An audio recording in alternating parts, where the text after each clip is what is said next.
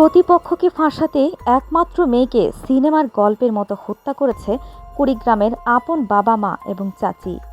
সামান্য জমির জন্য নিজের বিয়ের উপযুক্ত সুন্দরী মেয়েকে গভীর রাতে ভুট্টা খেতে নিয়ে গিয়ে নাটকীয়ভাবে হত্যা করেছে এই বাবা মা ও চাচি।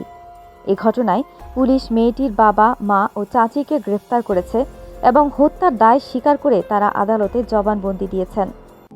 গত সোমবার রাতে ভাত খেয়ে ঘুমিয়েছিল মেয়েটি। পাশের রুমে বাবা মাও ছিল। তারপর মধ্যরাতের দিকে বাবা মা জান্নাতি জান্নাতি বলে মেয়েটাকে ডেকে তোলে। ঘুম থেকে তুলে বলে, একটু বাইরে বের হব, চল। মেয়েটা ঘুম ঘুম চোখে অবাক হয়। এত রাতে কোথায় যাবে জিজ্ঞেস করতে থাকে। বাবা মা কোনো প্রকার উত্তর না দিয়েই বাইরে যাওয়ার জন্য জোর করতে থাকে। যেহেতু বাবা মা বলছে তাই মেয়েটা আর না করে না। চোখে ঘুম আর কৌতূহল নিয়েই বের হয় তাদের সাথে। কিছু দূর যাওয়ার পরই মেয়েটা লক্ষ্য করে তার চাচি শাহিনা বেগমও তাদের সাথে যাচ্ছেন। মেয়েটা মনে করেছিল হয়তো সবাই একসাথে কোনো দরকারি কাজে যাচ্ছে, কিন্তু কিছু দূর যাওয়ার পরই মেয়েটা খেয়াল করে তার বাবা মা বসতবাড়ির রাস্তা ছেড়ে কৃষি জমির দিকে যাচ্ছে। মেয়েটা অবাক হয়ে জানতে চেয়েছিল তারা এখানে কেন এসেছে, কিন্তু বাবা মা আর চাচি তাকে চুপ করে থাকতে বলে। মেয়েটার চোখে মুখে তখনও ঘুম ঘুম ভাব ছিল। কিছুক্ষণ পরই তারা একটা ভুট্টা ক্ষেতের কাছাকাছি আসে।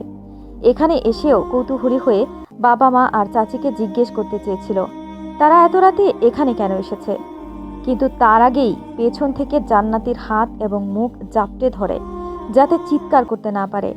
তারপর মাথায় এবং শরীরে রড দিয়ে জোরে আঘাত করে। মেয়েটা ছুটে দৌড়ে যেতে চেয়েছিল, কিন্তু আকস্মিক আঘাতের কারণে আর পারে না। তারপর বাবা মা এবং চাচি শাহিনা বেগম মিলে ধারালো দা দিয়ে কোপাতে থাকে মেয়েটাকে। মেয়েটা তখন অনেকটাই নিস্তেজ, তীব্র যন্ত্রণায় ঘুমাচ্ছিল শুধু। তিনজন মিলে অনবরত কোপাতে থাকে মেয়েটাকে। চারদিকে রক্ত ছড়িয়ে পড়ে। অতঃপর সেখানেই মারা যায় মেয়েটি। পূর্ব পরিকল্পনায় অংশ হিসেবে বাবা মা এবং চাচি মিলে মেয়েটাকে মেরে ওই ভুট্টা খেতেই রেখে চলে আসে। এই ঘটনা শনিবারের। পরদিন সকালে স্থানীয় কৃষকেরা যখন জমিতে কাজ করতে যায় তখন সেখানে জান্নাতির লাশ দেখতে পায়। লাশ দেখতে পেয়ে খোঁজ দেয় বাবা মাকে। তারা এসে কতক্ষণ কান্নাকাটির নাটক করে যাতে কেউ বুঝতে না পারে। তারপর মেয়ের চাচা এবং বাবা মা মিলে প্রতিবেশী 27 জনের নামে মামলা করে।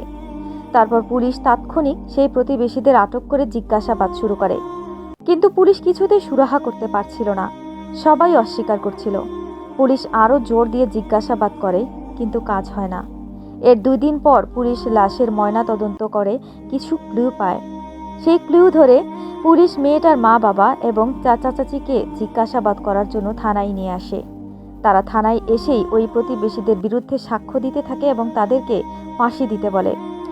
বাবা মা বারবার বলতে থাকে আমার মেয়েটাকে ওই প্রতিবেশীরাই মিলে মেরেছে, কিন্তু পুলিশ সেই কথায় পাত্তা না দিয়ে তাদের স্বাভাবিক ইনভেস্টিগেশন চালিয়ে যেতে শুরু করে।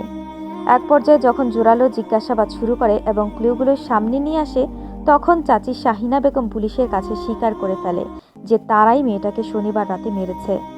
বাবা মা তখনও স্বীকার করেনি, কিন্তু চাচি শাহিনা বেগমের স্বীকারোক্তির পর বাবা মাও বুঝে যায় বাঁচার আর কোনো পথ নেই।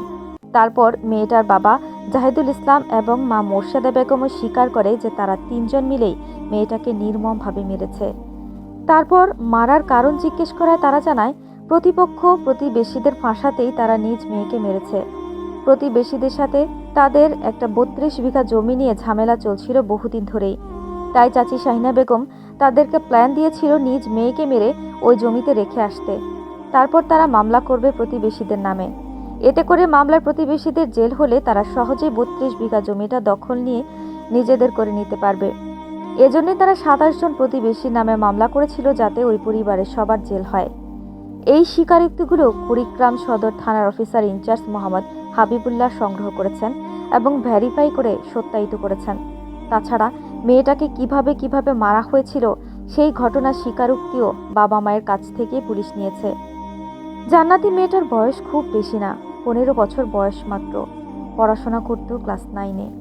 গ্রামের সবাই এই ঘটনায় খুবই অবাক হয়েছে এবং মেয়েটার জন্য শোকাহত হয়ে কেঁদে কেঁদে বলছিল মেয়েটার আচার ব্যবহার খুবই ভালো ছিল।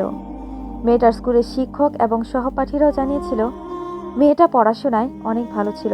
বেঁচে থাকলে সামনের বছরই এসএসসি পরীক্ষা দিত, হয়তো ভালো একটা রেজাল্টও করত। আমাদের চারপাশে কত শত দম্পতির সন্তান হয় না বিধায় এ হসপিটাল থেকে ও হসপিটালে দৌড়াদৌড়ি করে দিন পার করে, একটা সন্তানের জন্য কত হাহাকার করে। অথচ সামান্য কিছু জমির জন্য নিজ বাবা মা আর চাচির হাতেই খুন হতে হলো হাসি খুশি মেয়ে জান্নাতির।